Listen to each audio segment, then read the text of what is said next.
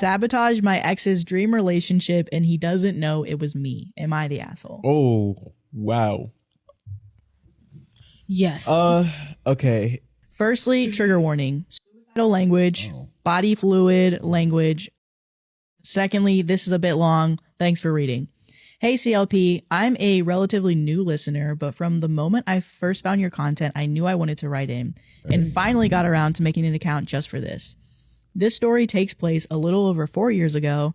My ex and I were minors dating long distance against the advice of our parents. We both managed to keep our relationship hidden from our families for 4 whole years, in which period of time we dated on and off, stuck in a horrible toxic relationship that neither of us could seem to fully commit to leaving.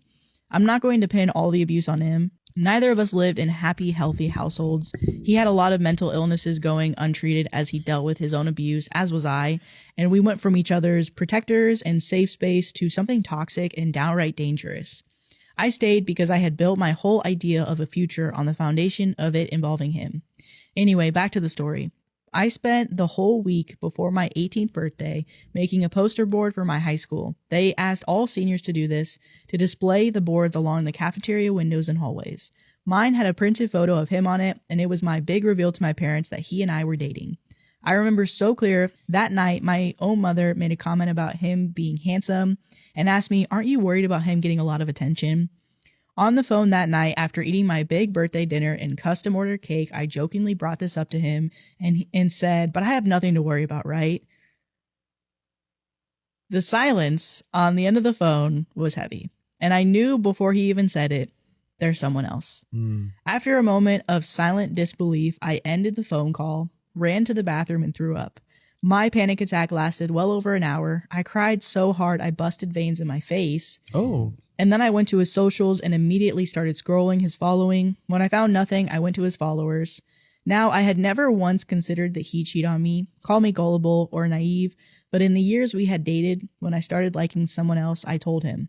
Sometimes that's why we had broken up. But soon after, he would rope me back in by threatening to kill himself, and I believed him. Anyway, because I never thought he'd cheat, I was not the kind of girlfriend to stalk his social media. This was the first time I'd ever looked up these lists. Yet when I saw her name, I knew it was her because her name was mine, and she looked a lot like me. It was like he was substituting someone in my place. Gradually, I added her on every social media platform using spam accounts except Snapchat. I used my real account for that. I didn't tell him that I knew who she was. We were in brief contact after this traumatic event. I wanted him to think that I was detached and emotionally distant, and it worked.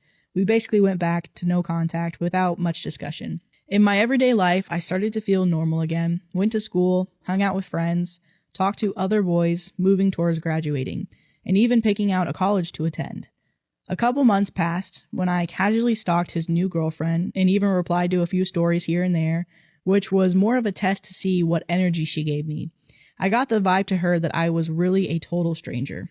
One afternoon, she posted a happy anniversary photo with him on her Snapchat and mentions the specific amount of time they were celebrating dating. Doing simple math finally confirms it for me that he was dating both of us at the same time for months. I contemplated for days how to reach out to her.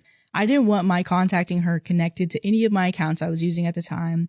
I didn't want to be blocked. I had actually grown to kind of like her. I thought she deserved to know what he had done. Not just to me, but to us. We were both victims of his cheating, or so I thought. A day or two later, she posted her personal phone number on Facebook offering babysitting services. I texted her number using someone else's phone, so the contact info wouldn't autofill as maybe OP on her end. I asked if this was the right number. She said yes. I spilled the beans. I told her I'm the ex-girlfriend. Wanting to reach out after seeing her anniversary post and inform her that her boyfriend cheated on both of us, that she and I were both the other woman for the last months of he and I's relationship and the first month of theirs. I told her how abusive he had been towards me, all the times he had threatened to self-harm/kill himself unless I stayed, how he could do it to her if she wasn't careful. Her response told me that she had known about the cheating though. There was no phone call to ask if I was telling the truth. She never said, "I can't believe this," or "That's impossible." She just apologized and blocked the number. I was baffled. I waited patiently for the next week or so to see if she would take action or about anything I'd said. Knowing about the cheating is one thing, knowing about abuse is another. The day finally came. about a week and a half after our one-sided conversation, when her bio no longer had his initial. All their photos taken were gone. She deleted all of the TikToks she made about him. She unfollowed his profiles and socials, and his socials changed the same way. That same evening, he messaged me just as I thought he would, but by the way he was talking, I realized that she hadn't told him about our conversation at all. He had no clue that I was the reason she broke up with him, and he was coming to me to tell me how devastated he was to lose her. Oh, how bittersweet it was to watch him crawl back to me. I treated him coldly, with no empathy or compassion, nor did I tell him that I was the reason why they had broken up. More out of fear that he would go back to her and try to say that I was lying about what all had happened between us. I kind of just said, sounds like that sucks. Sorry to hear. To this day, he doesn't know their breakup was because of me. He spiraled after that, and I moved on with my life. Eventually, he did too. Today, he's engaged to someone new, and we're still no contact. To this day, I don't know if what I did makes me an asshole. Maybe they would still be together. Maybe they were happy. Maybe I really did it because I wanted to hurt him more than I wanted to protect her. What I do know is that I have no reason to tell him after all this time. Maybe he's doing better off not knowing. Maybe what I stepped in to do helped him more in a better direction. I've come to the conclusion that I'll never really know, but I'd still love to hear your thoughts. Am I the asshole? Not the asshole. I do think there was malicious intent behind reaching the point of revealing the truth about the nature of your relationship to the new girlfriend, but also in a way it served both of you in the end. It reminds me of the quote from Perks of Being a Wallflower: we accept the love we think we deserve. And no matter how valid and personal it would have seemed, you were struggling as kids with no support. I'm glad that OP and X have found better things in life. Wish you happiness in the now. Am I the asshole for losing my cool with my parents for pushing me to forgive my cheating ex? Okay, so I lost my cool with my 27 female parents, 57 female, and 59 male for pushing me to forgive my cheating ex. I was to be married in July. 2 months ago, I came home from a work trip to find my ex-fiance in bed with my BFF's sister.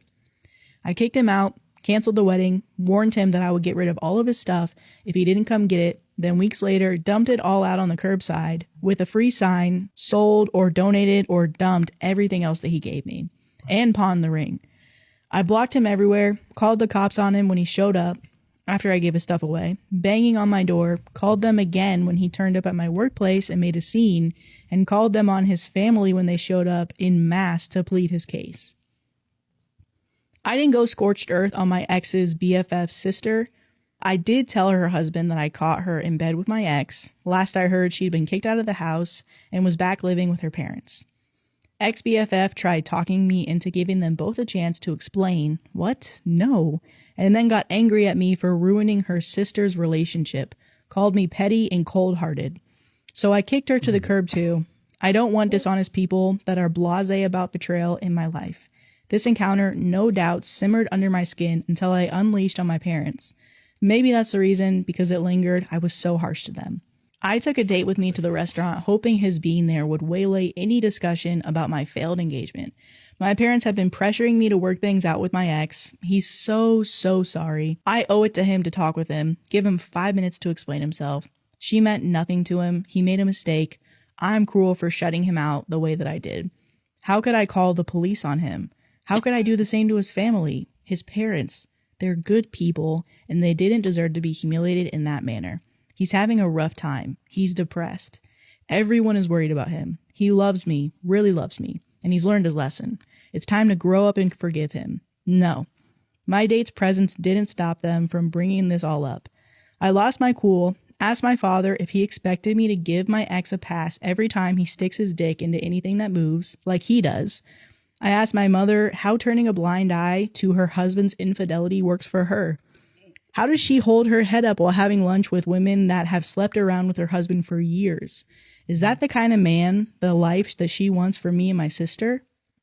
For her daughters? I asked if they had any idea of the impact that knowledge had on me and my siblings growing up. Knowing that my dad was late home from work because he was screwing his secretary.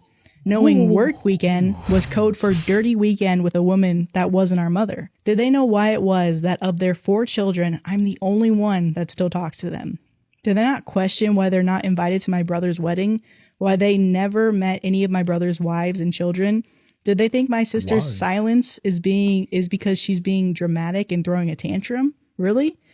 I stood from the table, congratulated them on the loss of their last remaining child, and told them I hope their arrogance, willful blindness, and misery would comfort them to their last breaths. And then I left. My date, I should have saved him for a proper date rather than a FU to my parents, took me to the nearest bar, let me cry on his shoulder while I proceeded to get shit-faced and then made sure I got home safely.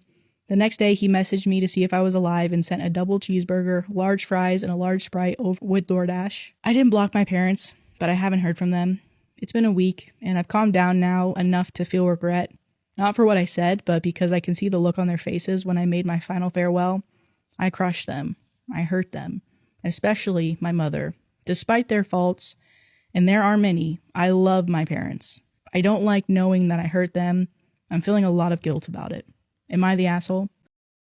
Am I the asshole for planning my own birthday party since I knew my husband and kids wouldn't do a great job?